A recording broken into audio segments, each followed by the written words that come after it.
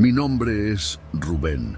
Llevo más de 15 años manejando tráileres a lo largo y ancho de México.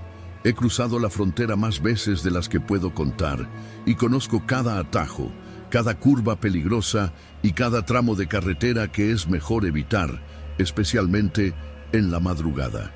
Pero hay algo que aprendí demasiado tarde. No importa cuánta experiencia tengas, cuando el diablo te pone un lazo en el camino, ya no hay marcha atrás. Esa noche estaba en Monterrey, esperando la confirmación de mi último encargo del día. El cliente demoró en dar la luz verde, y para cuando recibí la orden ya pasaban de las 2 de la mañana. Tenía que llevar un cargamento de autopartes hasta Laredo, una ruta que cualquier transportista en su sano juicio evita recorrer de noche. Pero el pago era bueno, y a esas alturas lo único que quería era terminar mi jornada y largarme a dormir. Salí del parque industrial en Guadalupe y tomé la carretera rumbo a la frontera. Apenas había tráfico, solo algunos autobuses de línea y uno que otro tráiler rezagado. Todo estaba en calma, pero los que manejamos de noche sabemos que la verdadera amenaza no viene de la carretera, sino de lo que acecha en la oscuridad. Una hora después, pasando por Sabinas Hidalgo, me di cuenta de que una camioneta venía siguiéndome. No era raro, a veces otros conductores usan la luz de los tráileres para guiarse en la negrura del camino, pero algo no cuadraba. La camioneta no intentaba rebasarme ni mantenía una distancia prudente. Se pegaba a mi caja como una sombra persistente. Decidí probar algo. Cambié de carril lentamente, esperando que el conductor pasara. Nada. Bajé la velocidad, incluso llegué a los 40 kilómetros por hora, lo suficiente para que cualquiera se desesperara y rebasara. Pero no, la camioneta también redujo su velocidad.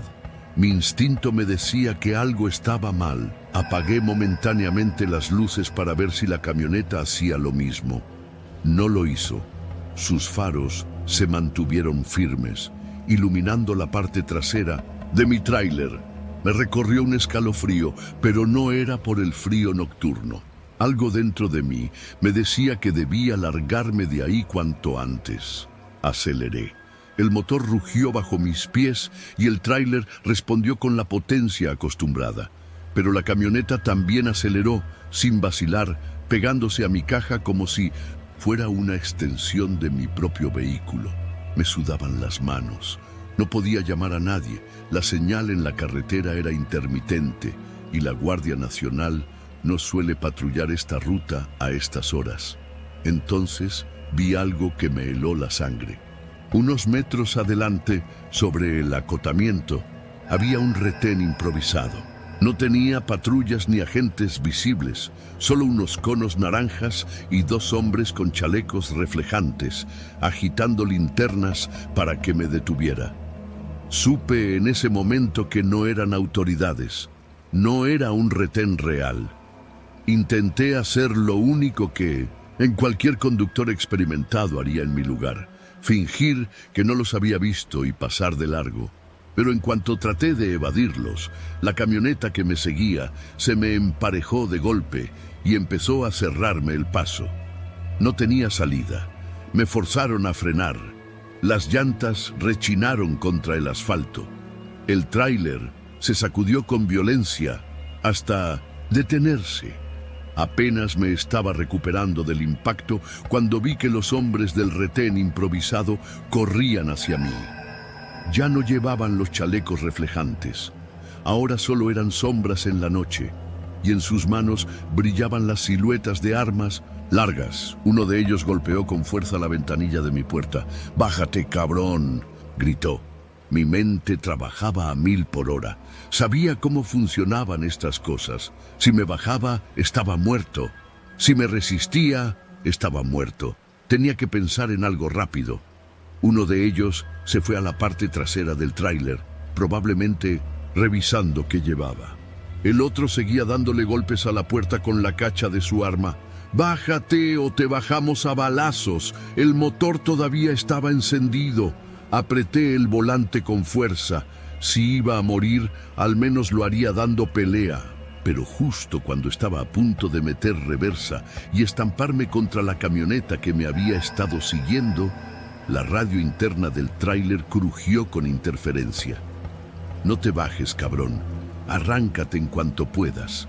Mi piel se erizó. La voz en la radio no era de mi central, ni de ningún compañero que conociera. Era una voz rasposa, desconocida, y lo peor de todo, venía desde dentro del tráiler. El hombre fuera de mi puerta escuchó la radio y frunció el ceño. Volteó hacia su compañero como si esperara una explicación, pero este solo negó con la cabeza. Algo en esa transmisión lo había inquietado. Aproveché su distracción, solté el freno de mano y pisé el acelerador con toda mi fuerza. El tráiler rugió como una bestia furiosa y se lanzó hacia adelante. El hombre que estaba en mi puerta apenas tuvo tiempo de apartarse antes de que la caja trasera lo barriera como una hoja en el viento. Sentí el golpe seco en la parte trasera y no quise mirar el retrovisor. La camioneta que me había estado siguiendo trató de bloquearme, pero no pudo reaccionar a tiempo. Pasé entre los conos, derribando el falso retén y dejando atrás a los otros sujetos que no tardaron en dispararme. Las balas rebotaron contra la caja, pero para cuando intentaron reaccionar, ya me había alejado. No sé cuántos kilómetros manejé sin detenerme, pero cuando finalmente me atreví a mirar el retrovisor, la carretera estaba vacía. La camioneta había desaparecido. No había rastro del retén. No había luces en la distancia, solo la carretera interminable y el eco de mi propia respiración agitada. Finalmente llegué a la frontera, temblando, sudado y con el cuerpo adolorido por la tensión. Cuando entregué el tráiler, el encargado de la bodega me miró con extrañeza. «¿Qué te pasó? Pareces haber visto un fantasma». No respondí. No tenía sentido contarle lo que había vivido. Nadie me creería. Esa fue la última vez que manejé de noche por la carretera Monterrey, Nuevo Laredo. Nunca supe quién me habló por la radio. Nunca supe por qué se asustaron tanto los del retén cuando la escucharon.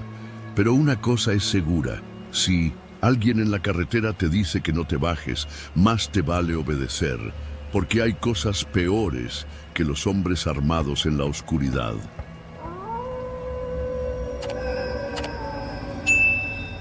Me llamo Gustavo, tengo 36 años y vivo en la Ciudad de México. Trabajo en una empresa de logística y, aunque el sueldo no es malo, la presión es constante. Para despejarme un poco, decidí tomarme un fin de semana en Querétaro con mi esposa, Ana, y nuestro hijo de 6 años, Emiliano. El plan era simple: salir temprano el viernes, llegar a una cabaña rentada en las afueras de la ciudad y regresar el domingo después de comer. El viaje de ida transcurrió sin incidentes. La carretera México-Querétaro es una de las más transitadas del país, llena de tráileres, autobuses y coches particulares. Nos detuvimos en una gasolinera para cargar combustible y comprar unas botanas. Mi esposa iba relajada viendo el paisaje y Emiliano se entretenía con una tablet en el asiento trasero. El fin de semana fue agradable. Nos alejamos del ruido de la ciudad, comimos bien y descansamos. Para la vuelta, decidimos salir ya entrada la noche para evitar el tráfico de la tarde. Craso error. Pasábamos por un tramo solitario de la autopista cuando noté el problema. El indicador de gasolina parpadeó en rojo. Maldita sea. Revisé mentalmente mis últimas paradas y me di cuenta de que había olvidado cargar gasolina antes de salir. El próximo expendio estaba a unos 10 kilómetros, pero no tenía seguridad de llegar. ¿Todo bien?, preguntó Ana notando mi incomodidad. Sí, solo que nos estamos quedando sin gasolina. ¿Y cuánto falta para la próxima gasolinera? No sé exactamente, pero no creo que lleguemos. Suspiró y revisó su celular. Sin señal. Avancé lo más que pude. pero el coche empezó a dar tirones hasta apagarse por completo. En la derecha, un camino de terracería se adentraba en la oscuridad. Más adelante un par de luces parpadeaban. Con suerte era la caseta de cobro o una estación de servicio. Voy a caminar hasta allá, dije. No tardaré mucho.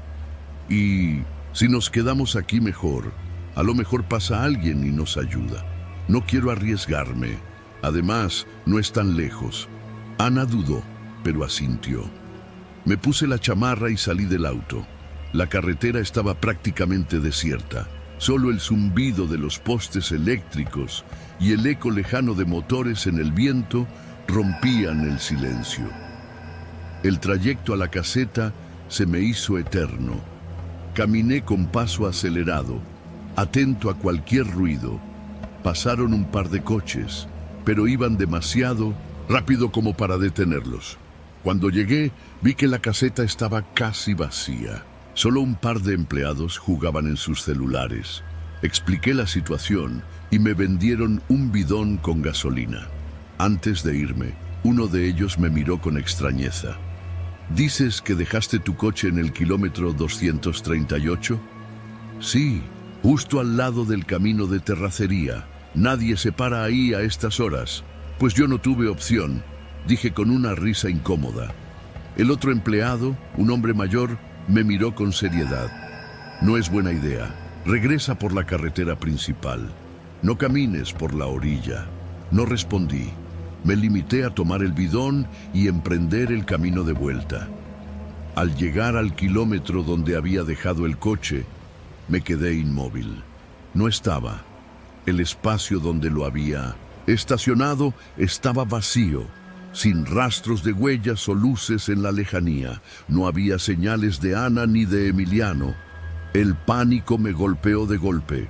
Dejé caer el bidón y corrí en círculos, buscando cualquier indicio de que mi familia estuviera cerca. «Ana», grité. «Emiliano», nada. Saqué el celular y marqué a Ana. Apagado. Marqué de nuevo, una y otra vez, con la desesperación creciendo en mi pecho. No podía haber desaparecido. No en cuestión de minutos. Corrí de regreso a la caseta. Los empleados aún estaban ahí. «¡Mi coche desapareció!», exclamé sin aliento.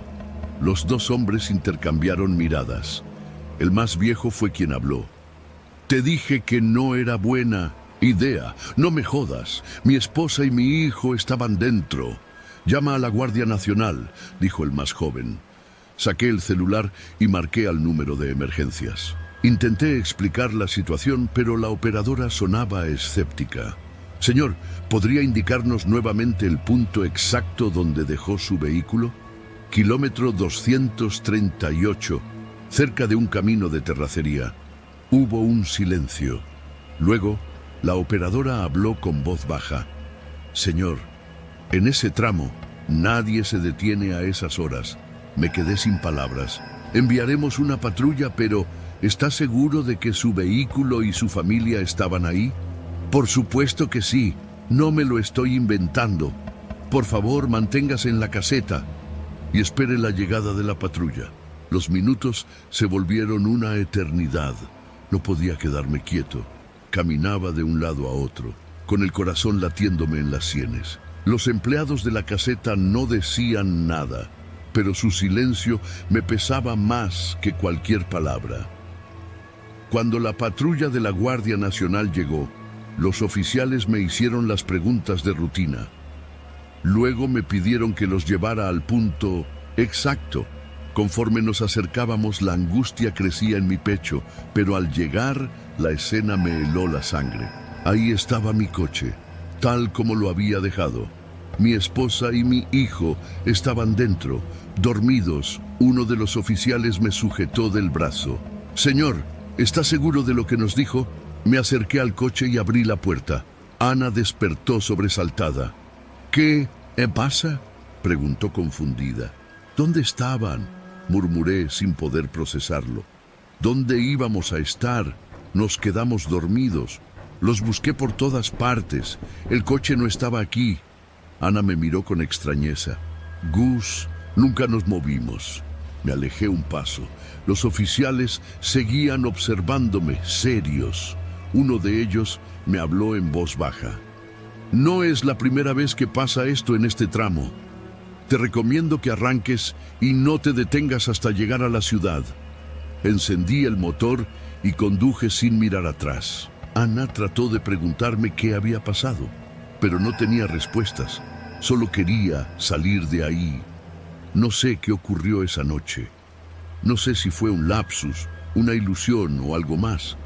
Solo sé que cada vez que paso por el kilómetro 238 me invade una sensación de vacío, como si en algún rincón de esa carretera todavía existiera otra versión de mí corriendo desesperado, buscando un coche que nunca se movió y preguntándose, tal vez para siempre, ¿qué demonios le pasó a su familia en aquellos minutos perdidos?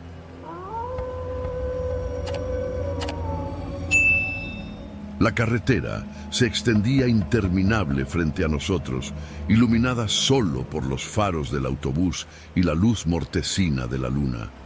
Salimos de Morelia pasadas las 9 de la noche, con destino a Lázaro Cárdenas. El autobús iba casi lleno. Un grupo variopinto de pasajeros, trabajadores cansados, familias de regreso a casa, estudiantes con audífonos y un par de turistas extranjeros que dormitaban en los últimos asientos. Desde el principio noté algo extraño en los choferes.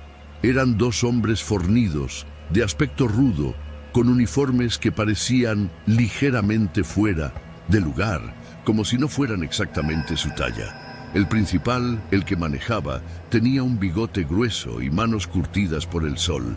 El otro, de mirada fría, llevaba una gorra baja que le cubría la frente. No hablaron mucho entre ellos ni con los pasajeros. El viaje transcurría con normalidad hasta que cerca de Infiernillo noté algo raro. El autobús redujo la velocidad y tomó una desviación. ¿Por qué estamos saliendo de la autopista?, le pregunté a la mujer sentada a mi lado, una señora de unos 50 años. No sé, tal vez un accidente más adelante, respondió con tono despreocupado, pero la carretera por la que entramos no parecía una alternativa viable. Era un camino angosto y mal pavimentado, apenas visible entre la maleza. Los demás pasajeros también empezaron a inquietarse. Un hombre de cabello canoso se puso de pie y caminó hasta los conductores. Oigan, ¿por qué tomaron este camino? ¿No es mejor seguir por la autopista? El copiloto, el de la gorra, se giró lentamente. Su mirada era dura, sin rastro de amabilidad.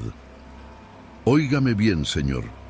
Siéntese y no haga preguntas, dijo con voz seca. Hubo un silencio tenso.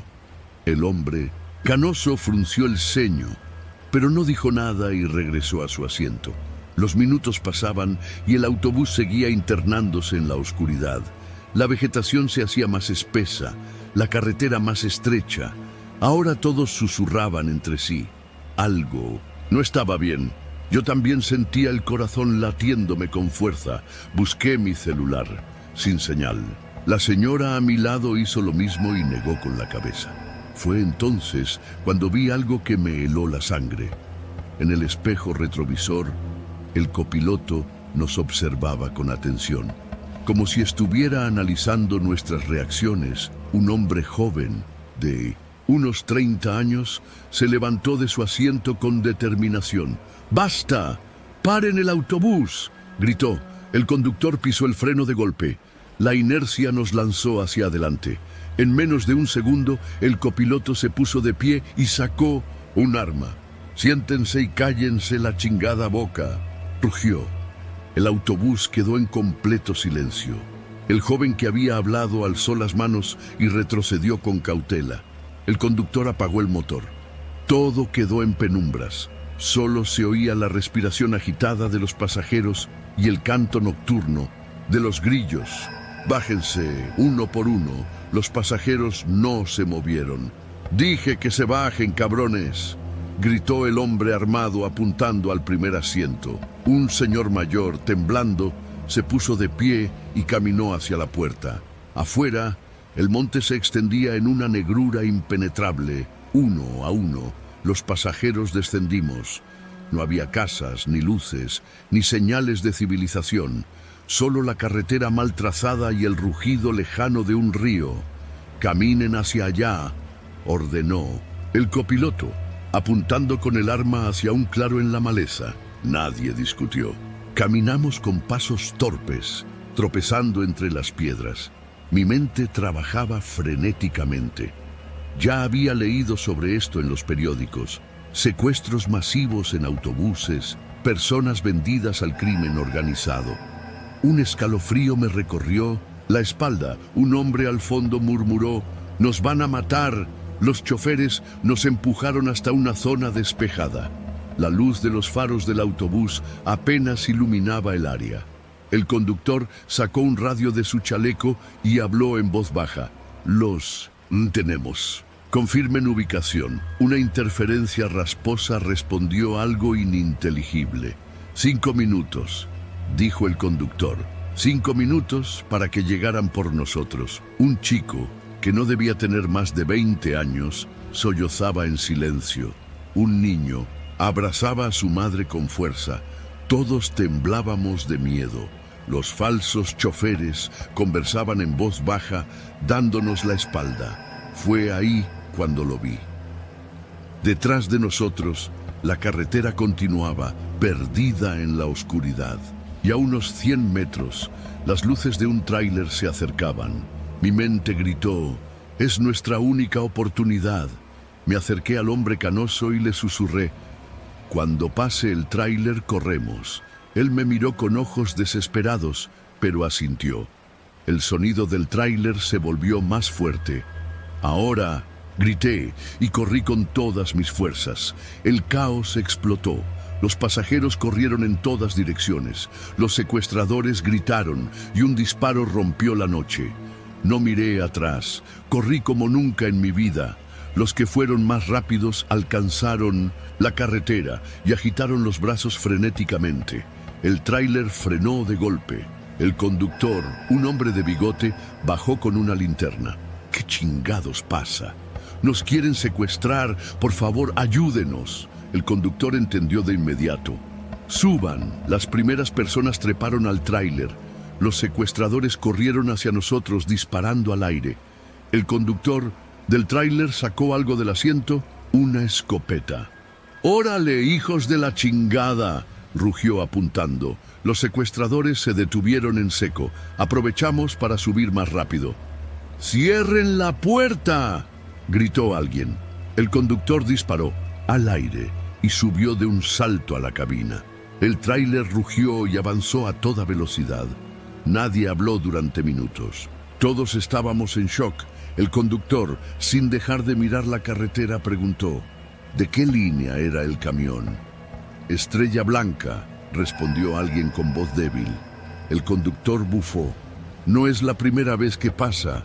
Llegamos a una gasolinera. Llamamos a la policía. Pero el autobús y los secuestradores habían desaparecido. Esa noche no dormí. Y cada vez que viajo en carretera, reviso 2 veces a los choferes, porque sé que allá afuera, en algún punto de la autopista siglo XXI, hay más autobuses que nunca llegan a su destino.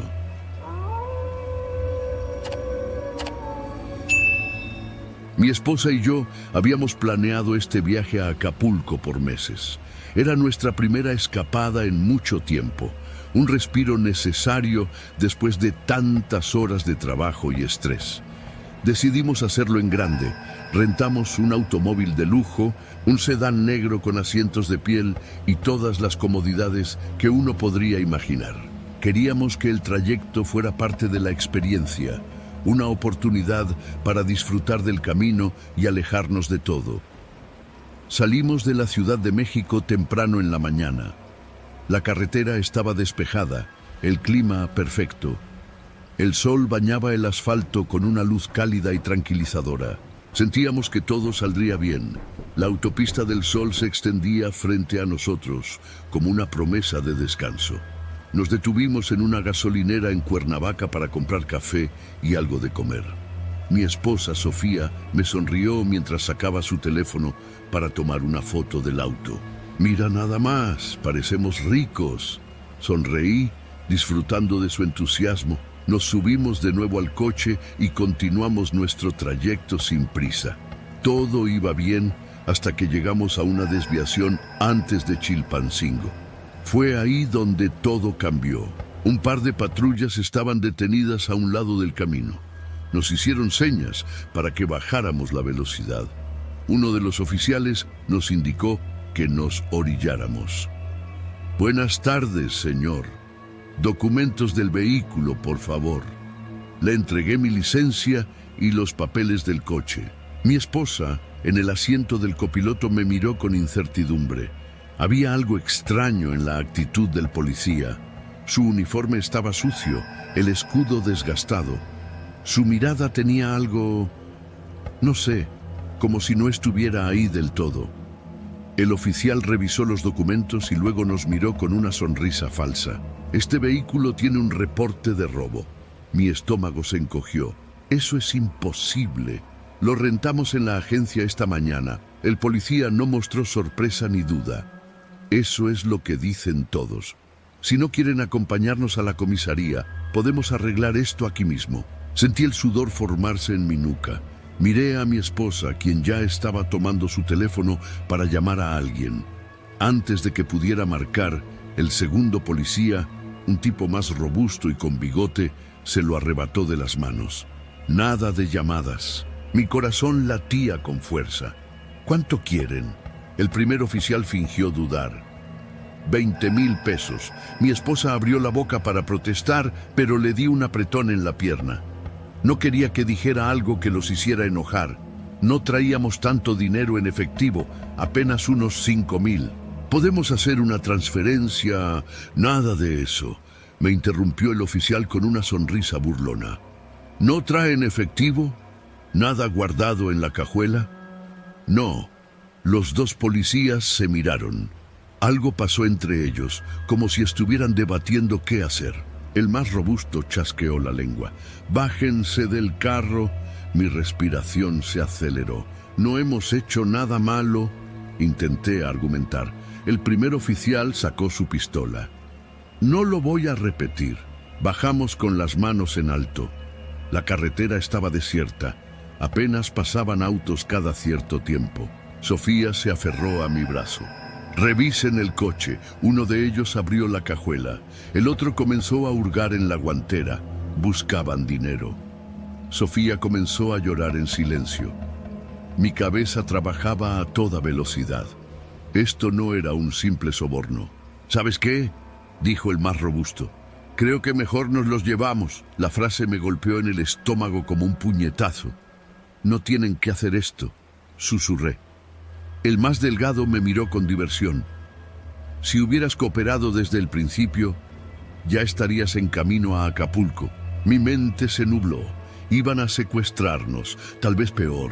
Entonces escuchamos el motor de un camión aproximándose. Fue un instinto, un impulso irracional. Tomé a mi esposa de la mano y corrimos. Corrimos hacia la carretera, hacia el camión que venía a toda velocidad. Los policías gritaron. Hubo un disparo. Sofía tropezó, la jalé con todas mis fuerzas. Las luces del camión se acercaban. El conductor pitó frenéticamente, pisando los frenos. Caímos al asfalto justo cuando el camión pasó rugiendo. El polvo se levantó a nuestro alrededor. Giré la cabeza y vi a los falsos policías corriendo hacia su patrulla. Arrancaron a toda velocidad, perdiéndose en la carretera. Nos quedamos en el suelo, temblando. El camionero se bajó, gritando, preguntando si estábamos bien. Apenas pude asentir. No recuerdo bien cómo llegamos a un retén real. La verdadera policía nos atendió, pero no parecían sorprendidos por lo que nos había pasado.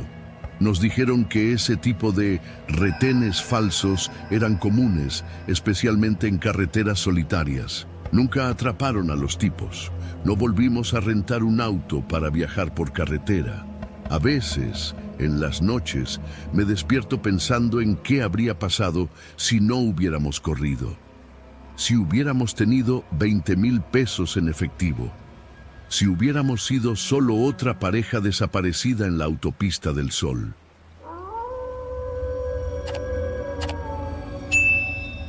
La mañana del sábado nos reunimos en la colonia Narvarte. Éramos 4. Daniel, el que manejaba, Luis, su primo, un tipo siempre bromista, Ana, la novia de Daniel, y yo, su mejor amigo desde la prepa. Íbamos a Puebla a la boda de un excompañero de universidad. Salimos a las 11 de la mañana. Todo iba bien hasta que llegamos a la caseta de San Martín Texmelucan. Había tráfico y nos detuvimos en una fila de autos que avanzaban lento. Apenas habíamos pagado el peaje cuando 2 hombres se nos acercaron.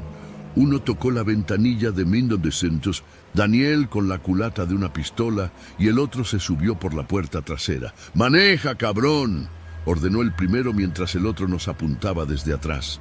Nadie dijo nada. Daniel aceleró tembloroso.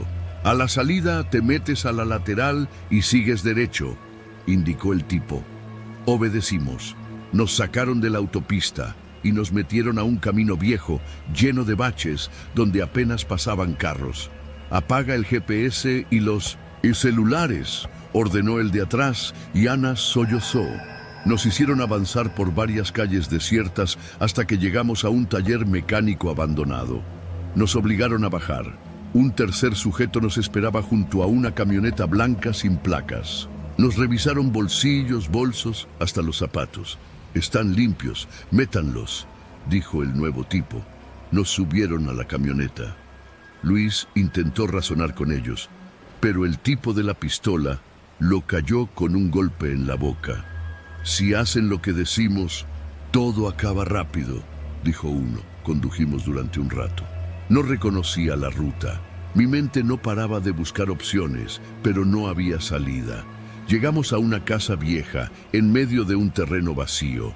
Nos sacaron del auto y nos metieron en un cuarto. «Van a hacer un trabajito», dijo el líder. «Llevarán algo a la boda». Nos quedamos en silencio. «Es droga, ¿verdad?», murmuré. «Eres listo», dijo él sonriendo.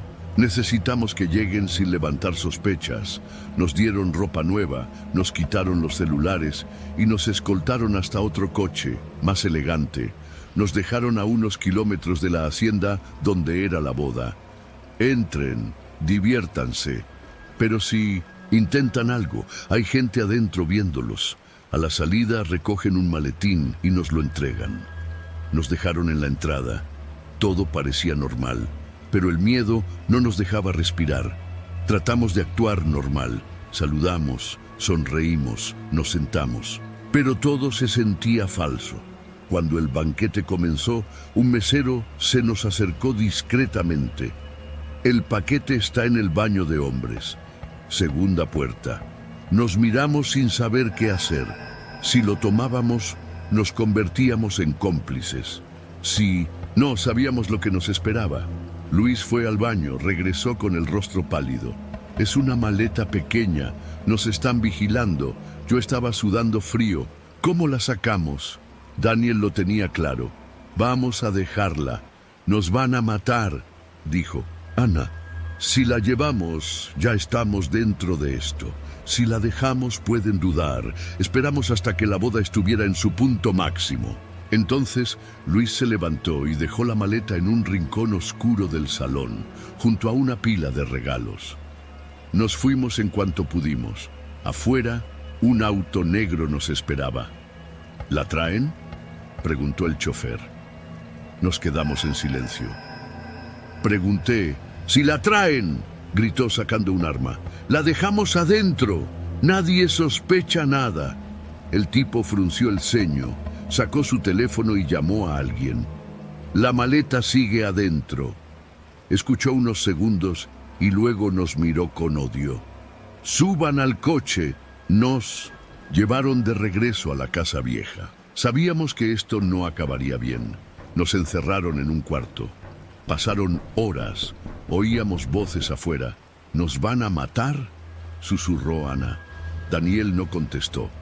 De pronto escuchamos un disparo, luego otro y luego varios más. Los hombres que nos secuestraron estaban en un tiroteo. Luis miró la ventana. Es la policía, no lo pensamos. Abrimos la puerta y corrimos por la parte trasera.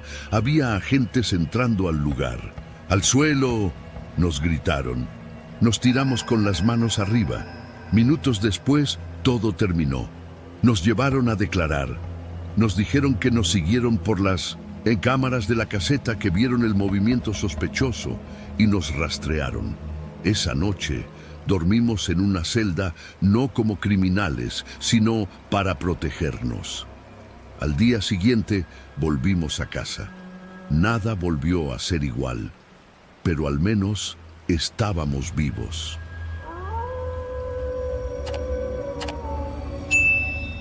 El camino se extendía frente a mí como una cinta de asfalto interminable. La carretera 57, con sus rectas monótonas y el horizonte infinito, tenía algo de hipnótico. No era la primera vez que la recorría de noche, pero sí la primera vez que lo hacía completamente solo. Solo los faros de mi coche rompían la negrura de la madrugada, y de vez en cuando los reflejos en los señalamientos me recordaban que aún estaba en una vía transitada, al menos en teoría. Había salido de San Luis Potosí con rumbo a Querétaro después de un día de trabajo que se alargó demasiado.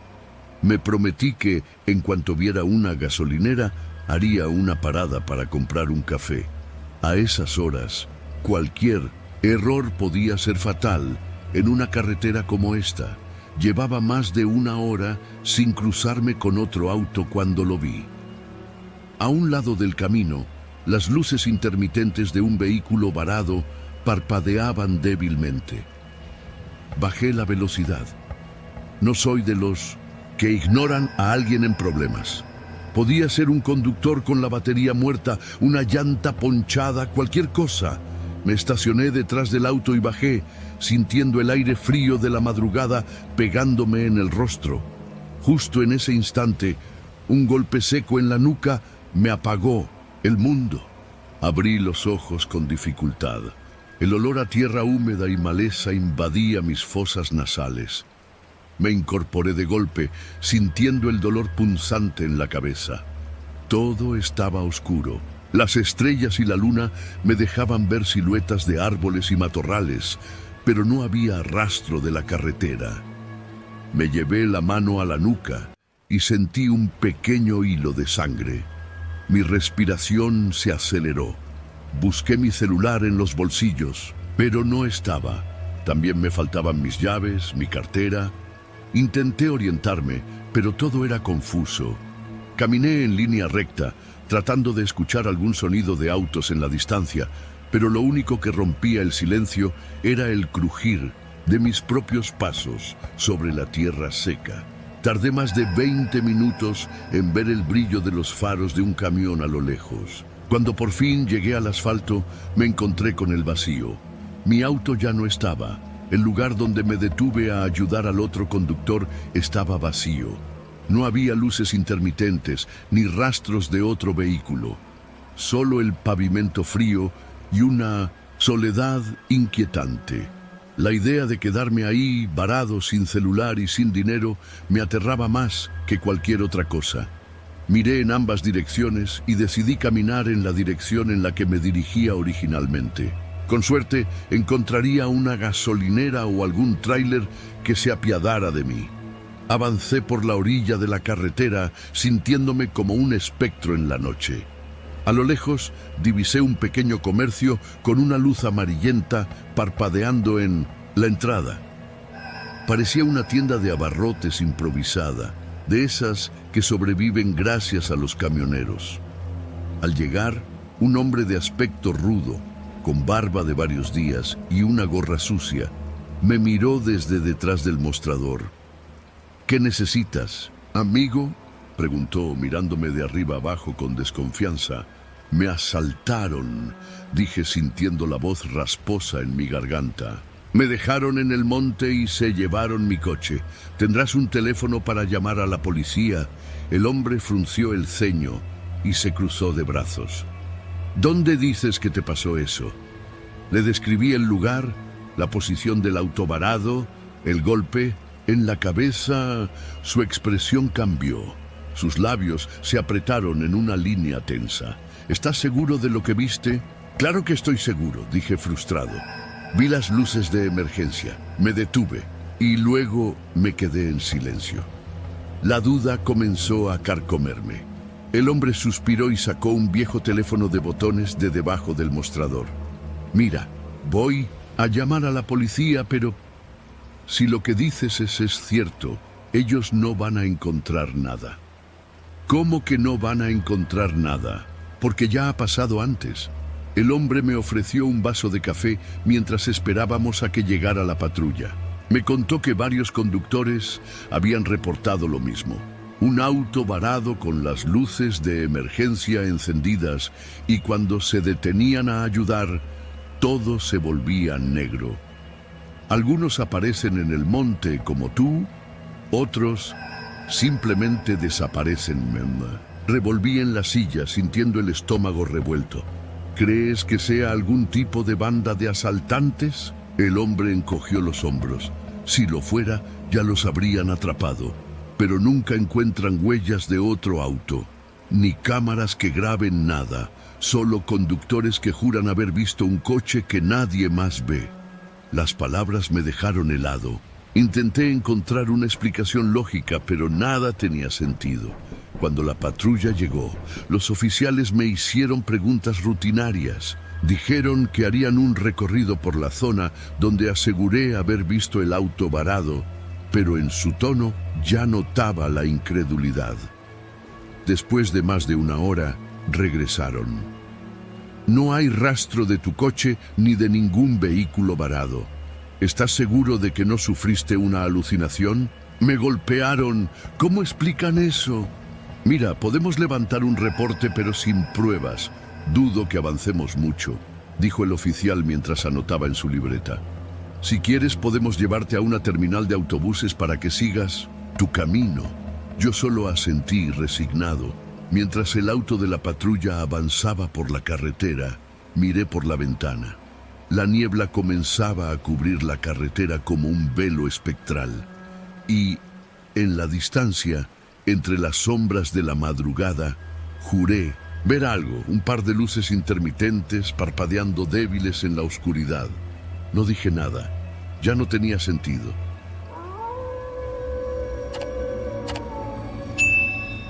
Las vacaciones en Cancún habían sido una idea de mi esposa, Laura. Después de meses de trabajo agotador, pensó que un poco de sol y playa nos vendría bien a los cuatro. Yo no estaba tan convencido, pero verla ilusionada con la idea de llevar a los niños a conocer el mar me convenció. Así que empaqué nuestras cosas en la camioneta y partimos desde la Ciudad de México rumbo al Caribe, con la promesa de un viaje inolvidable. Y vaya que lo fue. El trayecto había sido largo, pero sin contratiempos hasta que llegamos al kilómetro 63 de la carretera. La noche había caído sin previo aviso y, aunque no soy paranoico, siempre me ha inquietado conducir en la oscuridad. Aún así, trataba de mantener la calma para no preocupar a Laura ni a los niños, que dormían en el asiento trasero. Entonces, de la nada, apareció un tráiler en medio de la carretera. Frené en seco. El chirrido de las llantas mordiendo el asfalto hizo que mi corazón se acelerara. Laura se despertó sobresaltada. ¿Qué pasó?, preguntó con voz entrecortada. El tráiler estaba detenido en plena vía, bloqueando ambos carriles. El conductor descendió con una linterna en mano y se dirigió hacia nosotros. Era un hombre de complexión robusta, con barba crecida y una gorra sucia que alguna vez fue roja. Se acercó a mi ventana y la golpeó suavemente con los nudillos. Buenas noches, patrón. Perdón por el susto, pero se me ponchó una llanta y no traigo gato. ¿Podría ayudarme?, dijo con una sonrisa ladeada. Su tono era amable, pero algo en su expresión me puso nervioso. Miré por el retrovisor y vi que la carretera estaba vacía, nada más que oscuridad infinita. Pensé en ignorarlo, pero si realmente necesitaba ayuda, sería inhumano no hacerlo. ¿Qué hacemos?, susurró Laura. Voy a ayudarlo, no tardo.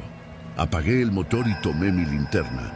Bajé del auto sintiendo el aire cálido de la carretera en mi rostro. Caminé con cautela hasta la parte trasera del tráiler, donde el hombre me señaló la llanta ponchada. Era un neumático trasero enorme, desinflado por completo. No sé si el gato de mi camioneta aguante el peso de esto, comenté. Podemos intentarlo, dijo él con un tono más frío. Saqué el gato y me agaché para colocarlo bajo el tráiler. Fue entonces cuando escuché un sonido detrás de mí, un motor. Me giré y vi una camioneta negra que avanzaba lentamente hacia donde estaba nuestro auto. Se detuvo justo a un lado y las puertas se abrieron. Mi estómago se hundió. «Laura, cierra las puertas», grité, pero ya era tarde. Dos hombres descendieron de la camioneta. Llevaban pasamontañas y ropa oscura. Uno de ellos apuntó un arma hacia mi esposa. Ella abrazó con fuerza a los niños, paralizada por el miedo. «¡Bájense del carro ya!», ordenó uno de los sujetos. Corrí hacia mi familia, pero el supuesto conductor del tráiler me agarró del brazo con fuerza. «No hagas pendejadas, compadre», me susurró. Sentí un escalofrío recorrerme la espalda. Esto no era un simple robo, era una emboscada. El tráiler no estaba descompuesto. Nos estaban esperando. Laura salió del auto temblando.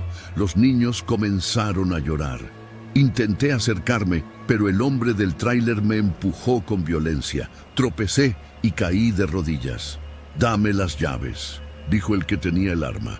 Saqué las llaves de mi bolsillo y se las lancé. No quería arriesgar a mi familia. «Bajen las maletas y sus celulares, y sin chistar o se los carga la chingada», agregó.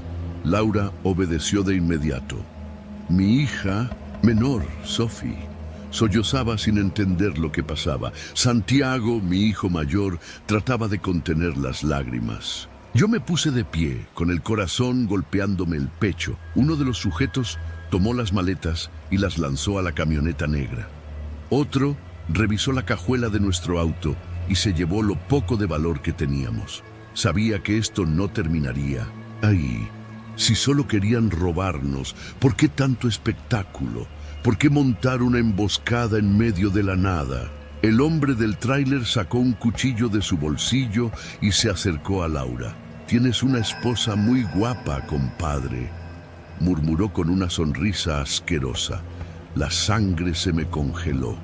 «Ya nos vamos, no te pases de lanza», dijo el del arma. «Nomás un recuerdito, ¿no?», insistió el del tráiler, deslizándole el filo del cuchillo por el brazo a Laura. Ella soltó un gemido de dolor. Fue la gota que derramó el vaso. Sin pensarlo, tomé una piedra del suelo y se la estrellé en la cabeza. Cayó de espaldas con un quejido y aproveché para lanzarme sobre él. Comencé a golpearlo con toda la rabia acumulada. La adrenalina me cegaba. Solo escuchaba los gritos de Laura y los niños. «¡Papá!», chilló Sophie. El del arma reaccionó y me golpeó en la nuca con la pistola. Caí de lado, aturdido, pero alcancé a ver cómo Laura protegía a los niños con su cuerpo. En ese momento supe que iba a morir. Pero entonces las luces de un tráiler iluminaron la escena. Era otro camión que venía en dirección opuesta. El conductor tocó el claxon con fuerza al ver lo que ocurría. El sonido fue ensordecedor. Los asaltantes se miraron entre sí, dudando. No tenían tiempo. El tráiler se acercaba rápido. «¡Vámonos!», gritó uno. Subieron a la camioneta negra y arrancaron, dejando tras de sí una nube de polvo y miedo. Laura corrió hacia mí, ayudándome a levantarme. El tráiler se detuvo a unos metros. Un hombre bajó de la cabina con una lámpara en mano. «¿Están bien? ¿Qué pasó aquí?», preguntó. No podía responder. Solo abracé a mi esposa y a mis hijos con todas mis fuerzas. Aún temblaban. El conductor del tráiler nos llevó hasta la gasolinera más cercana, donde llamamos a la policía. Cuando llegaron, los ladrones ya estaban lejos. No pudimos recuperar nuestras cosas, pero estábamos vivos, y eso era lo único que importaba. Esa noche aprendí que la carretera no perdona, que los monstruos no siempre se ocultan en la oscuridad. A veces te esperan en el kilómetro 63.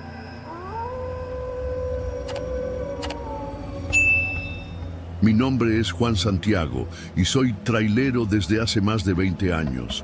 He cruzado México de punta a punta, recorriendo sus carreteras de madrugada, esquivando baches, topes, retenes falsos y delincuentes. A lo largo de mi vida me ha tocado ver de todo. Accidentes fatales, robos violentos, incluso cosas que rayan en lo inexplicable. Pero lo que viví aquella noche, en la carretera de Oaxaca al istmo de Tehuantepec, sigue persiguiéndome cada vez que cierro los ojos. Aquella tarde había salido de Oaxaca con el tráiler cargado de mercancía. La ruta era larga, pero la conocía bien. Había que pasar por Matías Romero y luego seguir hasta Coatzacoalcos. No era la primera vez que hacía ese trayecto, así que no tenía miedo, al menos al principio. Me detuve en Juchitán a cargar diésel y a comprarme un café en una tiendita que siempre visitaba. Saludé a don Tacho, el dueño, un hombre mayor que conocía bien a todos los traileros. Mientras me servía el café en un vaso de unicel, me miró con el ceño fruncido. ¿A dónde vas, Juan?, preguntó. Hasta Coatzacoalcos, don Tacho. Ya sabe. ¿Y no te puedes esperar hasta mañana?, me extrañó su pregunta. ¿Por qué? Algo raro está pasando en la carretera. Los traileros que pasaron anoche dicen que vieron cosas, que unos tipos estaban bloqueando la carretera y que se llevaron gente a la selva. Solté una risa nerviosa. Siempre hay problemas en la carretera, don Tacho. No se preocupe, yo voy bien preparado. Saqué mi pistola de la cintura y se la mostré, con una sonrisa. Él no sonrió. Cuídate, muchacho. Hay cosas que un arma no puede arreglar. No le di más vueltas y me subí al tráiler. Ya tenía experiencia esquivando retenes falsos, robos y extorsiones. Si algo pasaba, aceleraría y me largaría de ahí. La noche cayó mientras conducía. La carretera estaba vacía. Solo los faros de mi tráiler iluminaban el asfalto. Los primeros kilómetros fueron tranquilos, pero entonces algo llamó mi atención. A lo lejos, vi un camión de carga detenido en la orilla del camino, con las luces intermitentes parpadeando. Frené un poco y cuando pasé junto a él, noté que la puerta del conductor estaba abierta. Pero no había nadie. Algo me puso los pelos de punta. No es normal que un trailero deje su camión abierto en plena carretera. Si te bajas, aseguras la cabina, aunque sea para orinar en la orilla. Pero aquí no había señales de nadie. Seguí, avanzando con el estómago revuelto. Kilómetros más adelante, vi un bloqueo en la carretera. Eran troncos gruesos y piedras grandes, atravesados de lado a lado. Bajé la velocidad y miré a los lados. No había nada más que la selva oscura. Entonces los vi. Salieron de entre los árboles. Eran al menos 8 hombres, vestidos con pantalones oscuros y camisetas negras, algunos con pasamontañas.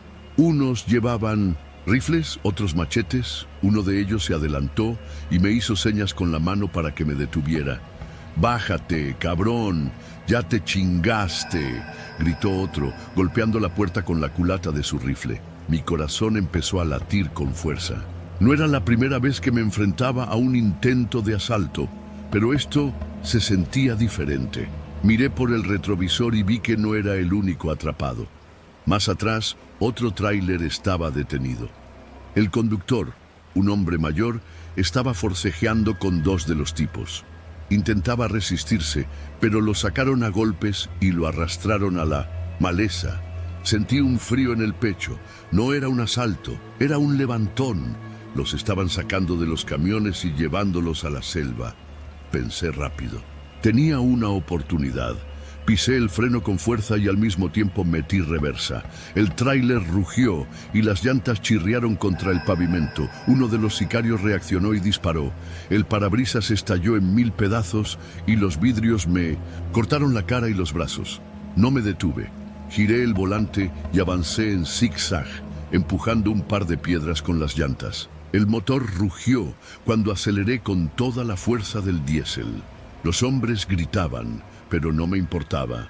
Solo quería salir de ahí. Cuando logré abrirme paso, miré por los espejos. Vi cómo los otros conductores eran llevados a la selva.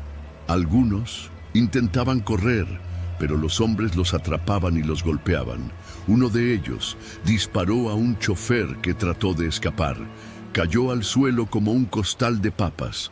No vi más. Seguí acelerando hasta que dejé atrás la emboscada. Conduje sin detenerme hasta que vi un puesto de la Guardia Nacional más adelante. Frené de golpe y bajé del tráiler tambaleándome. «¡Me quisieron levantar! ¡Allá atrás, en la carretera!», grité. Los oficiales se alertaron de inmediato y llamaron refuerzos. Lo que encontraron después fue escalofriante. Los vehículos seguían ahí, abandonados. Había rastros de sangre en el asfalto y las huellas de los cuerpos arrastrados hacia la selva, pero no encontraron a los conductores. Los sicarios ya se los habían llevado. A la mañana siguiente, escuché a los oficiales hablar entre ellos. «No es la primera vez. Esto pasa cada semana, pero nunca encuentran a los que se llevan. Desde esa noche, no volví a manejar por esa carretera de madrugada. No quiero ser uno más en la lista de los que desaparecieron sin dejar rastro».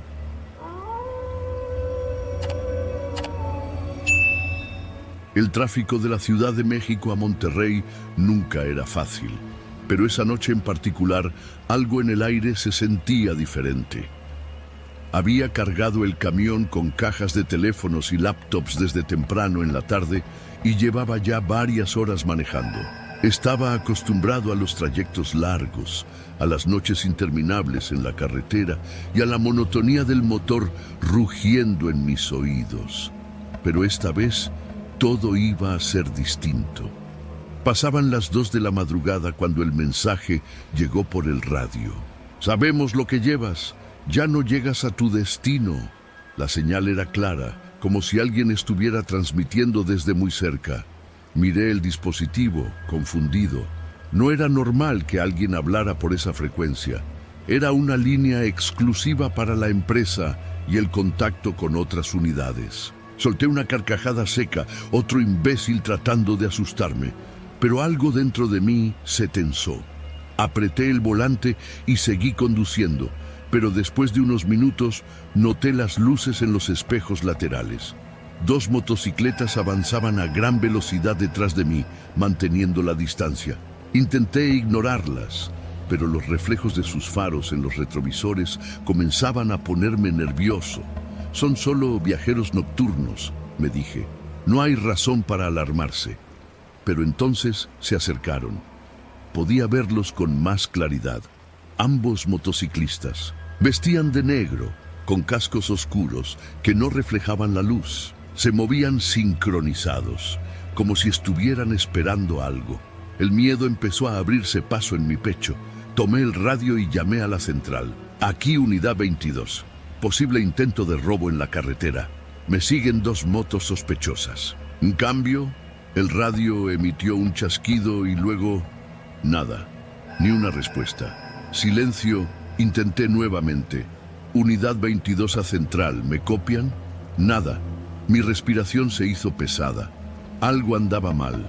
Las motos aceleraron, acercándose peligrosamente. El de la derecha intentó emparejarse con la cabina. No podía ver su rostro, pero podía sentir sus ojos fijos en mí a través del casco. El de la izquierda hizo lo mismo. Mi pie presionó el acelerador. El camión vibró, rugiendo con fuerza mientras la velocidad aumentaba. Pero las motos no se quedaron atrás. Comenzaron a moverse de un lado a otro, buscando intimidarme. Sabía lo que intentaban hacer, Querían que frenara o que me detuviera en un tramo solitario para obligarme a bajar. No iba a darles ese gusto. A lo lejos, una gasolinera apareció en la carretera. Era mi oportunidad. Giré abruptamente el volante y tomé la desviación a toda velocidad. Las ruedas rechinaron contra el pavimento, pero logré entrar en el estacionamiento y entonces mi corazón se detuvo. No había salida. Los accesos estaban bloqueados. Una camioneta negra, una pick-up oscura con vidrios polarizados, estaba atravesada justo en la entrada. Otra más, una SUV, se encontraba cerca de los surtidores de gasolina. No había empleados, no había clientes, solo los vehículos sospechosos, y ahora yo estaba atrapado. Los motociclistas se detuvieron a unos metros del camión, apagando sus motores.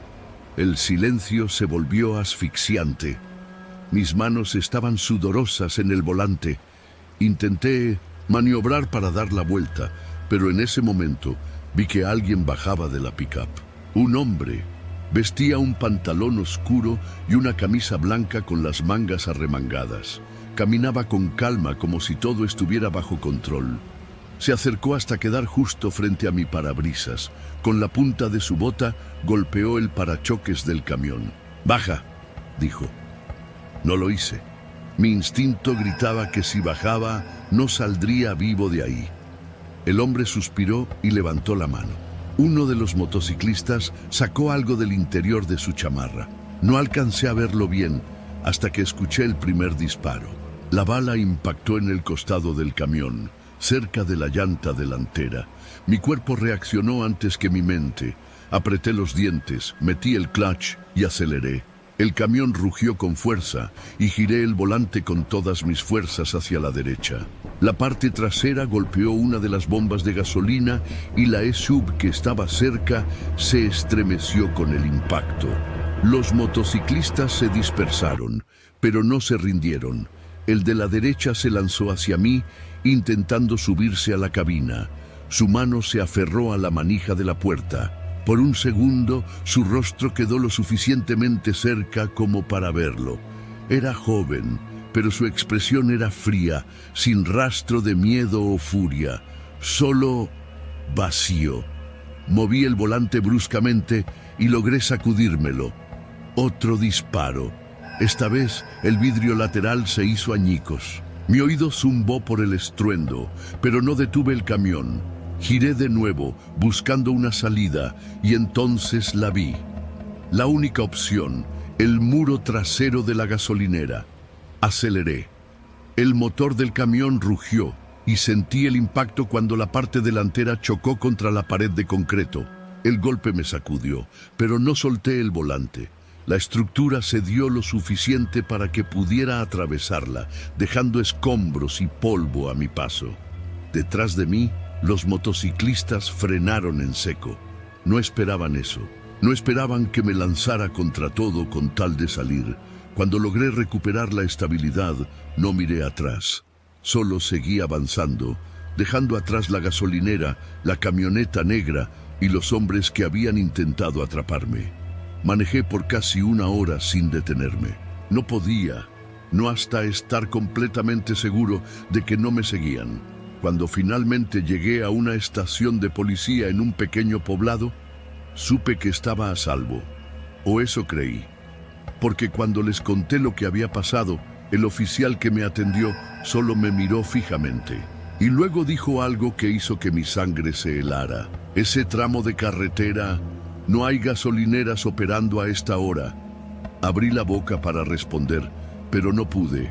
En mi mente, la imagen de la pick-up negra, las motos y el hombre de la camisa blanca seguían grabadas como fuego. Salí con vida esa noche, pero algo me dice que si hubiera tomado una decisión diferente, nadie me habría encontrado jamás.